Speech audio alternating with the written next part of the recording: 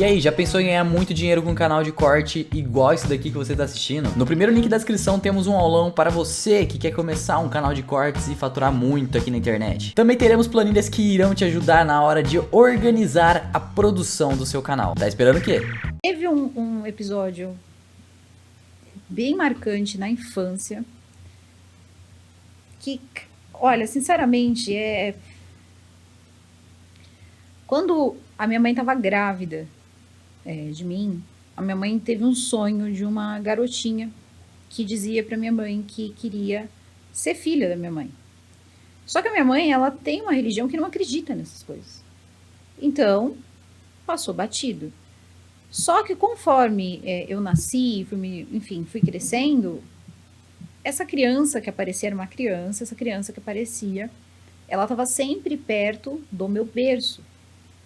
Quando eu fui ficando mais velha, eu guardava coisas para ela. E minha mãe achava que era alguma coisa do tipo, amiga imaginária e essas coisas. Até o episódio da cama.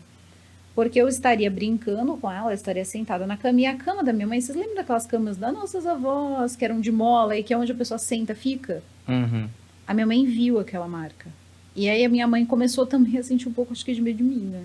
Não tinha como dar conta, mas, né, não dá pra jogar fora agora. E a minha mãe foi segurando lá a barra. Aí teve aquela coisa toda, juntaram ali algumas pessoas e fizeram orações e tal, não adiantou nada. Continuou. E aí, quando eu tive acho que quando eu cheguei assim, uns 6 anos de idade, eu já sabia o nome dela, que agora eu esqueci. Eu não lembro mais o nome dela. Mas um dia ela disse que ela ia embora. Isso eu não sei dizer pra você se eu conversei com ela, se eu sonhei com ela. E ela dizia assim pra mim: antes de ir embora, eu vou te mostrar tudo o que aconteceu. E era o terreno da casa. O terreno da casa da minha mãe. E desse terreno, foi igual filme mesmo. Parece que tudo foi desaparecendo. E apareceu assim um lugar muito pobre. Uma casa de madeira pintada de azul, com a torneira pro lado de fora. E tinha um homem, assim, bem loiro, e 2 crianças. Uma menininha de uns 12 anos e um garotinho de uns 5. E por algum motivo que envolvia, eu não sei se ele abusou da filha e a filha engravidou, eu não sei te dizer o que aconteceu ali, não consegui entender essa parte, talvez até pela idade, não tivesse isso na cabeça. Mas por algum motivo essa menina estava grávida e ele deu uma surra nela e ele acabou matando ela. E eu lembro, assim, consigo lembrar perfeitamente das camas como eram. Tinha um cobertor antigamente chamado Dorme Bem. Era um cobertor muito antigo. Então não tinha colchão. Só tinha aqueles cobertores ali empilhados. A casa, assim, era muito precária. E ele matou ela e depois a mulher via. E eu já via eles espalhando os pedaços dela pelo quintal. E quando minha mãe construiu, aí quando eu contei isso pra minha mãe, a minha mãe começou a chorar. Porque ela virou pra mim, ela falou assim: quando a gente começou a fazer a fundação da casa, a gente teve um problema. Porque eu já tava mais velha também, quando eu contei isso pra ela. E aí ela falou que eles encontraram muitos ossos humanos, pedaços de ossos humanos. Não dava, eles chegaram a chamar a polícia e tal, mas como era tudo muito antigo, você sabe, né, como é que funcionam as coisas aqui. Tudo muito antigo, ninguém... E nessa época que ela encontrou esses ossos, ela estava justamente grávida de mim. Então, foi encontrado aqueles ossos, não chegaram a encontrar crânio, achavam assim, um pedaço de um fêmur humano, e era justamente de alguém que não era adulto pelo tamanho que eles estavam vendo ali. E essa menina que eu via e tal, por mais que ela devia ter ali os seus 12 anos, ela era muito pequena, assim, magrinha e pequena, ela parecia uma criança bem mais nova. E por algum motivo ali, eles foram embora. E aí sempre tem aquela senhora mais velha, né, da região, que você vai perguntar. E ela lembrava o nome deles. E ela dizia, eles estavam aqui num dia, e no outro dia, quando amanheceu, eles não estavam mais. E ninguém sabe para onde eles foram.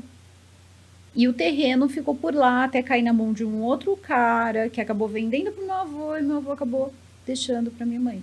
Então, isso já era uma história muito antiga, mas tinham pessoas que lembravam. Eles eram alemães, e falavam muito mal o português. Então, se presume que eles moravam há pouco tempo naquele lugar. Mas, na época, A gente tem que pensar que é de Porto de Santos. Então, vinham muitas pessoas de outros países e acabavam ficando por ali mesmo, assim, por Santos, São Vicente e tal, acabavam ficando por lá.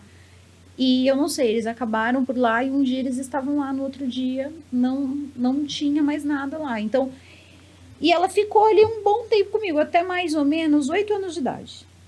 Eu via ela, às vezes, mas eu não falava com ela, porque eu já tinha aprendido que falar com ela era errado. Então, eu não falava, eu ignorava, mas eu também não tinha medo. E aí foi quando, um dia, eu meio que fiquei brava com o que estava acontecendo, porque não é o tipo de coisa que você divide com seus coleguinhas da escola, né? E eu mandei ela embora, mas eu escorracei bastante mesmo. Vai embora, vem embora. Falei que eu tinha medo dela e tal. E ela foi mesmo. Ela entrou numa porta, ela abriu a mão assim, numa porta e desapareceu.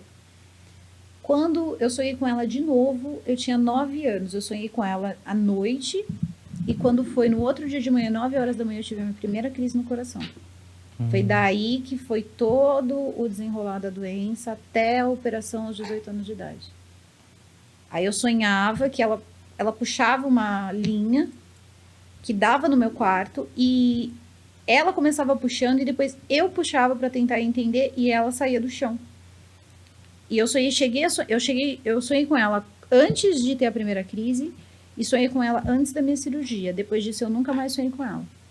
Mas depois que eu voltei do hospital, porque foi uma cirurgia, foi uma ablação que eu fiz, e eu tinha um feixe a mais, um feixe elétrico a mais no coração. Então, isso foi uma cirurgia muito complicada. Foi uma das primeiras cirurgias desse tipo que eles faziam por vídeo, né? Então, parecia um vídeo... Jogaram um videogame com o meu coração. E aí, depois disso, que tudo isso, né, passou e tal, a gente, né, se sente, vamos viver e tal... Eu não sonhei mais, assim, com ela, mas eu também não voltei a mesma pessoa. É uma coisa estranha de falar, mas é verdade. Eu voltei com uma sensibilidade diferente, eu voltei com... Eu não sei, eu escutava muitas coisas em hospitais, eu acho que isso também ajudou a me mudar. Eu lembro que teve um episódio na Santa Casa, de Santos, isso. Impressionante. Alguém tomava banho e cantava, amigo, no chuveiro. E eu tava com a minha irmã. E eu dizia, eu sempre estava meio sedada, tal, eu falava, ai meu Deus, isso é hora de estar tomando banho e tal, eu chegava, não tinha ninguém. E eu acredito que as pessoas, eu vejo muita gente, assim, que é muito ligada à religião, que trabalha em hospital, é médico, enfermeiro e tal, e eu entendo por quê. Porque é um lugar sinistro, principalmente à noite. Então você vê muita coisa, você sente muita coisa, e quando eu tive... Eu operei, na verdade, depois da última crise, que para mim foi a crise que ia acabar com tudo. Eu nunca tinha desmaiado durante uma crise. E eu além de desmaiar, eles me perderam mesmo, eu fui pro choque mesmo. Comecei a tomar mesmo o choque e não deu jeito. E eu lembro quando o cara, tipo, ele fez... Eu lembro que foi assim que ele fez... E eles tentaram pegar um catéter para colocar na veia do meu pescoço. E quando ela furou, eles guinchavam. E então a sala parecia que tinha sido um massacre da serra elétrica. Era sangue espirrado por tudo quanto era canto, a roupa deles e tal. E quando eu acordei, eu vi tudo aquilo ali e eu tava viva. Mas esse processo que eu fiquei de 2 minutos... Eu nunca senti uma dor. E olha que a cirurgia essa cirurgia do coração, ela é muito dolorosa. Talvez uma das coisas, assim, mais difíceis que eu tenha passado, mas não há mais. Essa de morrer, pra mim, foi... Dizem, né, que a gente morre, eu não sei até onde isso é real, mas eu não senti, eu não vi nada... E nada, assim, nada, nenhuma luz, nenhum cheiro, não. Eu só conseguia sentir o meu corpo ficando cada vez mais pesado e sentindo os meus órgãos querendo trabalhar, não conseguindo trabalhar. E dava a impressão que o sangue tentava ser bombeado e alguma coisa ia contra. E você ia sentindo aquilo fisicamente. Era uma dor, assim, insuportável mesmo. E aí, nesse momento, você pensa, tomara que isso acabe logo. Então, isso eu senti, assim, eu consegui ter essa consciência, assim, ter esse pensamento de dizer, cara, eu quero que isso acabe logo. Eu não vi tal coisa e disse, eu quero voltar, não, porque eu achei a minha avó e que disse que não era minha hora, que eu tinha que voltar. Não. Foi puro e simples desespero. Então, quem diz que, não, a gente morre e precisa de uma morte trágica pra sentir alguma coisa, a pessoa, aquele velho, né? Eu queria morrer que nem um passarinho. Se a morte é daquele jeito, desculpa, mas não é bem assim, não. Ninguém morre assim, que nem passarinho, dormindo e quietinho.